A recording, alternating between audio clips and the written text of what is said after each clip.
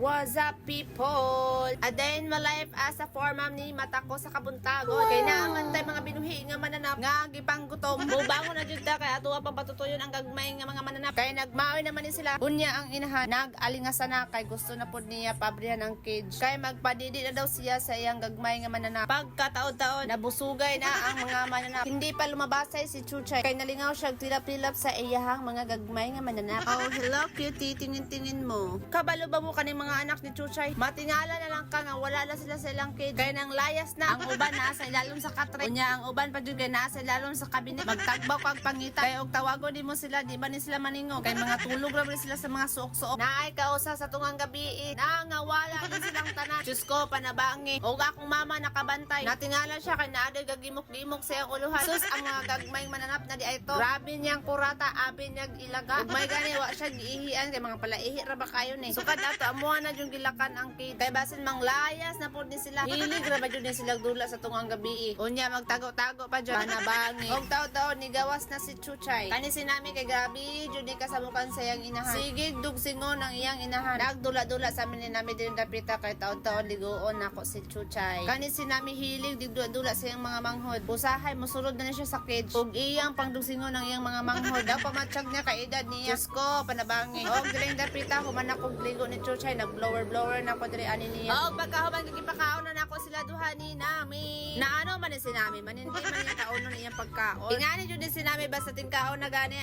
Taw-tauran pa jud na niya og kaon ang iyang pagkaon. Usa niya kaon. Pagbabantayan niya nga hurot na ang sa iyang inahan. Dito na siya magkaon. Ang nakaapan ng jud ani guys kay. Kailangan pa jud bantayan si nami magkaon. Kaya og dili ni mo bantayan dira iyang inahan ang maghurot sa iyang pagkaon. Himan-himan gamay ray makaon ni nami. Usahay wa pa jud siya makaon kay gihurot sa iyang inahan og kaon. O na kailangan jud siya bantayan hantod mahurot ang iyang pagkaon. Kay si Chuchay nag-atang sa iyang kay si nami magkaon hawa kaon jud ni siya mao na pagmuhawa jud siya dugay-dugay si Chuchay na jud mo kaon na sa iyang pagkaon. Nahigitan nyo naman di ba? Mao na akong ginamin ang ending si nami na nag-atang sa iyang likod.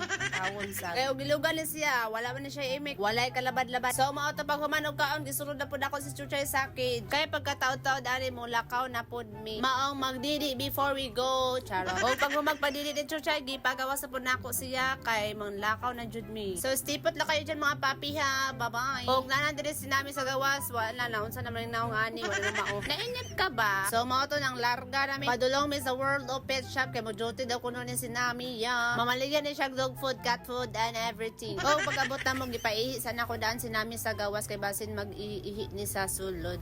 To wala ni dagan na ang manana. So mao na to. Mag-vlog rin na ang tanan. Ayaw lang jud akong inahan. Okay, bye.